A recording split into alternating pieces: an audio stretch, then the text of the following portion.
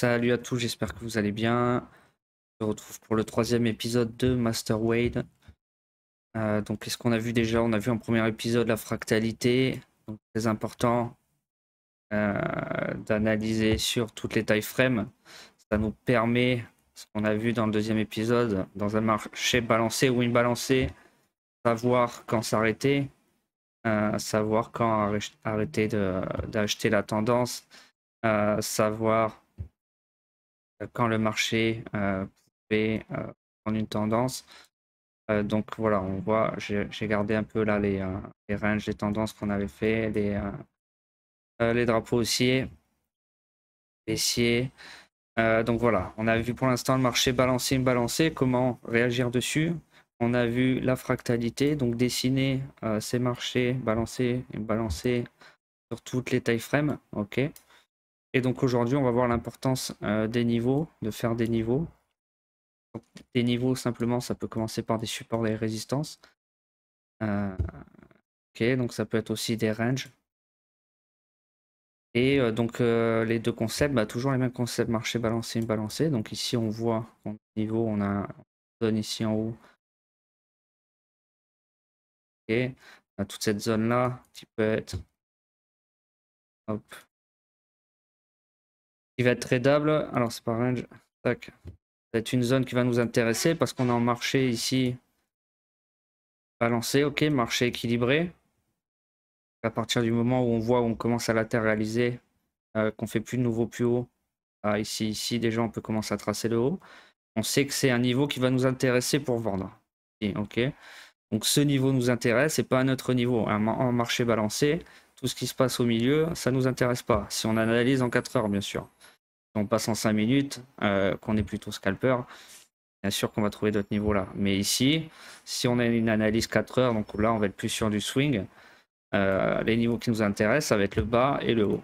Ok. C'est important d'avoir des niveaux et se dire tant qu'on n'est pas là, ça ne m'intéresse pas. Prendre un trade au milieu, ça n'a aucun sens ici. Okay. Donc les trades à prendre en marché balancé, c'est le haut, c'est le bas. On fait le marché, on est balancé, donc tant qu'on casse pas, on s'intéresse à ces niveaux. Et il y a quelque chose en plus, ça sera la condition d'entrée qu'on verra dans le prochain épisode. Je vous en parle pas là, parce qu'un niveau c'est pas suffisant. Ok, on sait qu'ici on veut intervenir, mais on a besoin d'autre chose pour intervenir, parce qu'un niveau ça peut être cassé, comme ça peut rebondir. Bon, il y a plus de chances qu'on continue à marcher en range, parce que le marché est 70% du temps en range. Mais voilà, le but c'est de se mettre le plus de cartouches possible, le plus de chances possible de son côté. Donc il nous faut ajouter ça, des conditions d'entrée. Mais c'est pas le sujet du jour, on verra ça dans le mercredi prochain. Là je vous montre les niveaux, donc en range c'est haut bas, on traite seulement le haut et le bas, le milieu ne nous intéresse pas. Le milieu c'est un objectif, faut comprendre ça. Ça c'est un TP1, ok. C'est pas un point d'entrée, d'accord, sur un marché équilibré. Donc voilà, les entrées, c'est voilà, on sait que le prix gravite autour du milieu du range, d'accord. On est en zone de prix à accepter en fait, simplement, ok, le prix est accepté, le marché est équilibré, et donc le milieu, ça va être le juste prix, le prix parfait en fait. Et ça va être un TP, un take profit, ça va pas être un point d'entrée. Donc on fade le marché, on essaye de prendre des extrêmes, hein, et en TP1 là, TP2 là, pas TP3, j'ai déjà parlé dans la vidéo précédente. Et en marché déséquilibré, nos niveaux, et ben on va les faire, on va le baisser un peu. On va avoir notre petit canal haussier ici, là on en a un baissier, celui-là il est un peu plus long. Donc là, le premier qu'on a eu ici. Donc voilà, ça va être soit le bas de canal à prendre. Ah, il est pas très très beau celui-là. Pas d'autre. Celui-là en gros là en time frame. Un moment qu'on est là-dessus en plus, hein. Tac tac, là on est sorti, on a réintégré, pullback, tac tac tac. Donc en tendance, on prend le retracement. D'accord. Donc ça peut être fait, on peut se faire des supports, résistances. Vous pouvez faire des drapeaux comme ça, vous pouvez faire des supports résistance ici par exemple. Ça va être des niveaux qui vont vous intéresser parce qu'on prend pas, on mange pas l'impulsion, ok. On rentre en retracement. Toujours pareil, là, c'est un retracement daily, donc je rentre pas là forcément, mais si je rentre en time frame, ici, je peux me faire un canal aussi.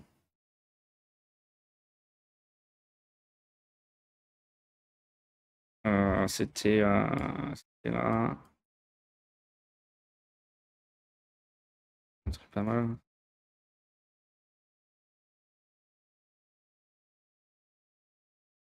Ah. Là, à l'intérieur, c'est pareil, on trace.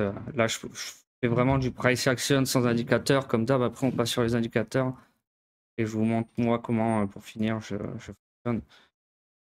Donc voilà, on prend les retracements, on prend bas de canal ou on vend le haut de canal, mais c'est pas ouf, c'est contre-tendance, donc il y a moins, il y aura moins de, il y aura moins de profit à faire, ça sera plus dangereux parce qu'on trade le retracement et pas l'impulsion. Donc voilà.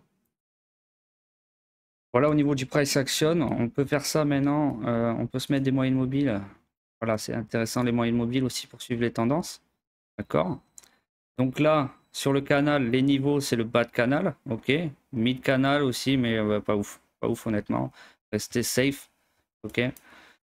Moyenne mobile, on peut prendre la 20, on sait qu'on va réagir dessus. Là, c'est la 20, 50, c'est la combien ça? C'est la 50. Ouais, c'est la 50. On met ça.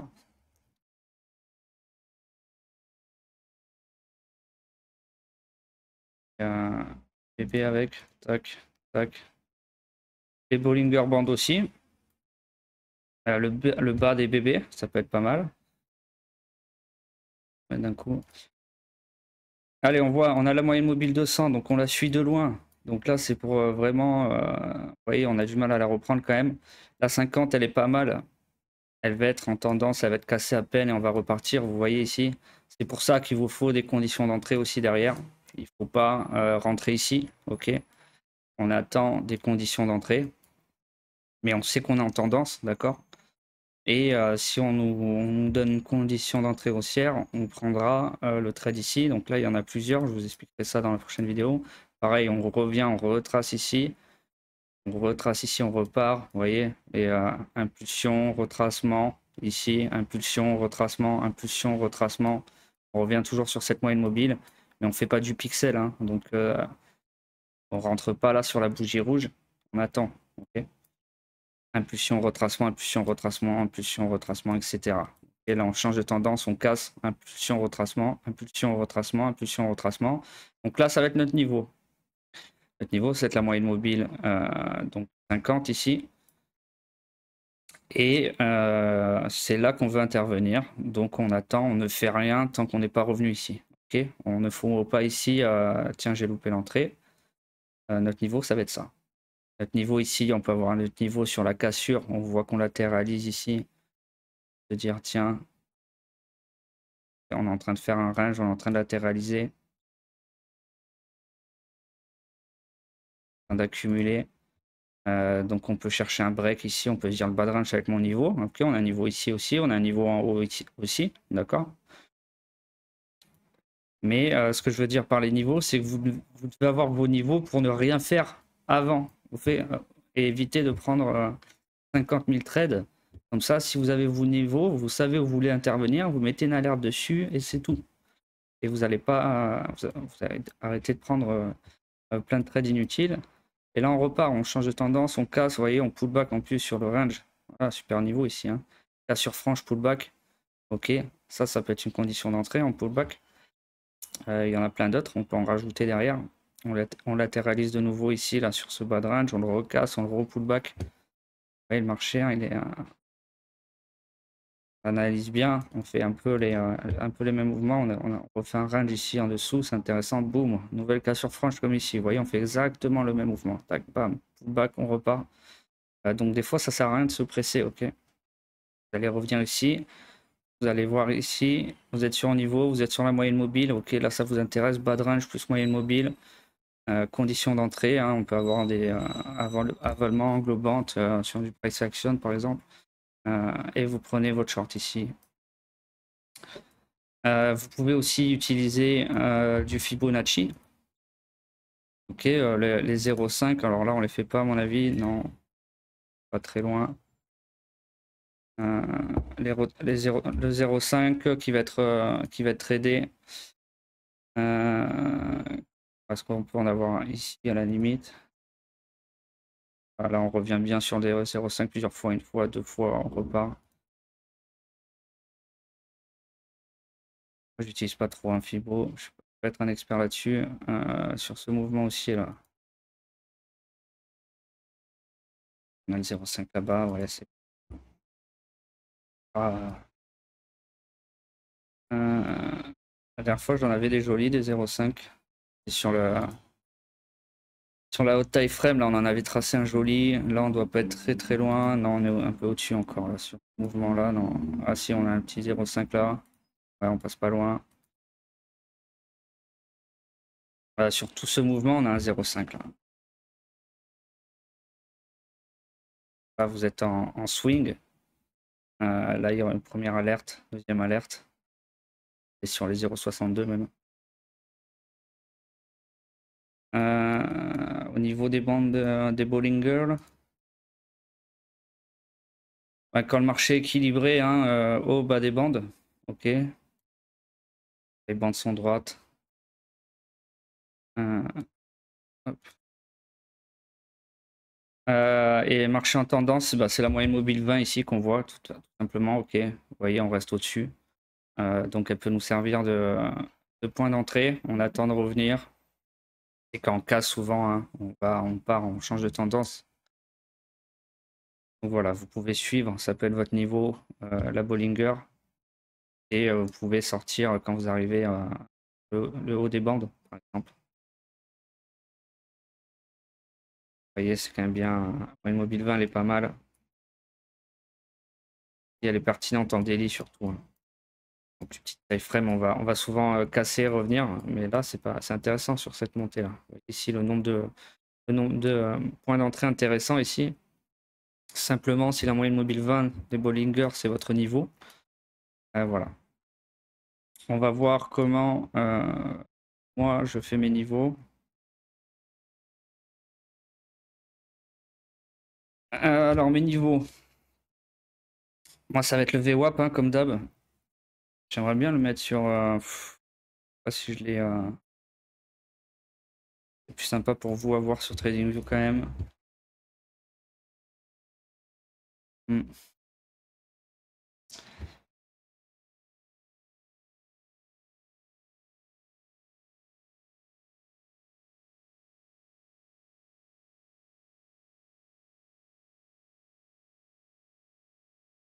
Ça pour le mettre à l'écran.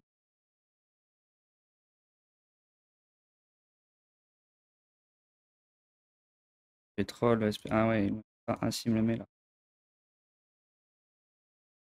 Là, c'est un VWAP annuel. Je vous l'ai montré dans les vidéos précédentes comment je fonctionne. Et annuel, j'ai quarter. Annuel ici, quarterly ici. Je peux vous montrer mon trade du pétrole de hier sinon. Ici c'est mensuel, ici c'est semaine. Donc mes niveaux, ça va être les standard deviation des VWAP. Vous voyez, cassure, pullback. Moi ça m'intéresse de rentrer là. Cassure, pullback, ça m'intéresse. Je suis rentré là hier. J'avais TP un peu trop loin. Je me suis fait sortir malheureusement. On a réintégré là. Ici on est en équilibre.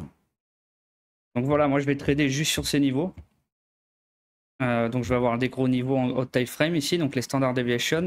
Je vais avoir la VAL, VAH de mon volume qui vont m'intéresser aussi. Pas le volume là. Mettre en 2-2, hop.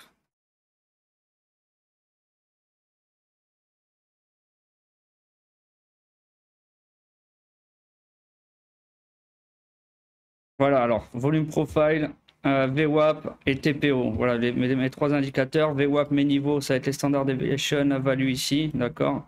Quand on est, c'est un peu comme la moyenne mobile, vous voyez. Quand on est en tendance, je vais chercher la SD1 ici, SD1 ici, SD1 ici, ok. Quand on va casser le rythme, on va revenir en équilibre. Hop, pullback. Je vais chercher le pullback et partir en short jusqu'au VWAP, par exemple. Et pareil, on casse là, tendance, ok. Ça va être mes niveaux.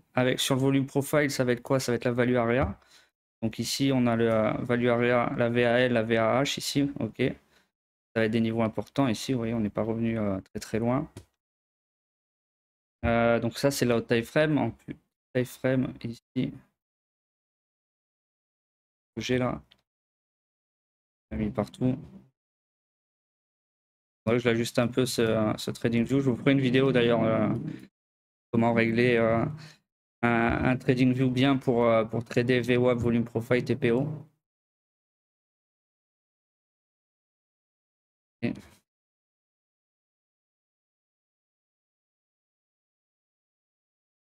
voyez ici, mon niveau, ma VAL ici, ok, elle est tenue, c'est la SD2 en même temps. Ça rebondit, d'accord. Et dès qu'on break, bam, ça casse direct la VL ici, ça manque pas, ça part dans tous les sens. Donc c'est des niveaux aussi très importants. Le VWAP, vous voyez, comme on y revient une fois, deux fois, voilà, ça c'est des niveaux qui m'intéressent, ces niveaux qui m'intéressent. Les standard deviation m'intéressent aussi. VWAP ici, vous voyez comme on tient l'équilibre en haut là, tac, tac, tac, tac, tac. Donc ça c'est un très très gros niveau. On pouvait le short 15 000 fois ce niveau là. Et le temps de le voir arriver, le voir revenir.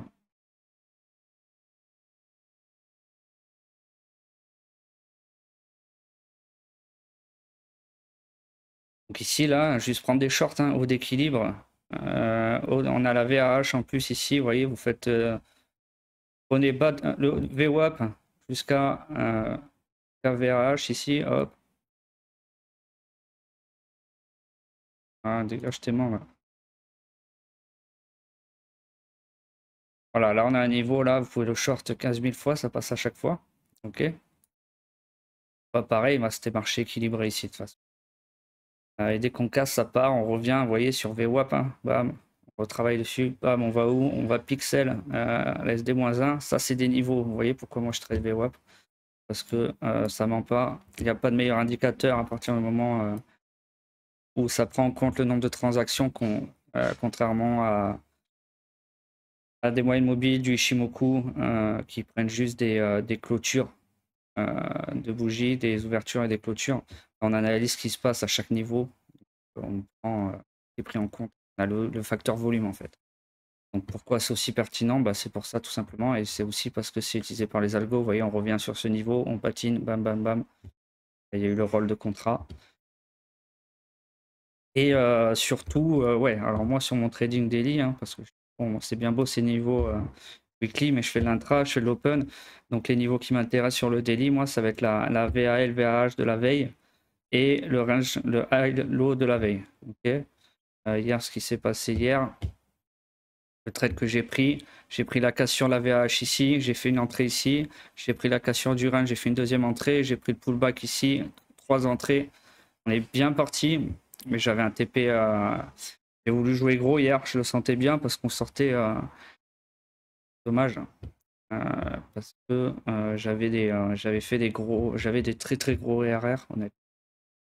Mais j'étais en confiance parce qu'on cassait là des niveaux importants, on reprenait l'équilibre quater ici là. Là on avait fait une cassure de rythme en early. On était sorti de l'équilibre ici, donc en déséquilibre bullish monthly. Et ici on était sorti de l'équilibre aussi.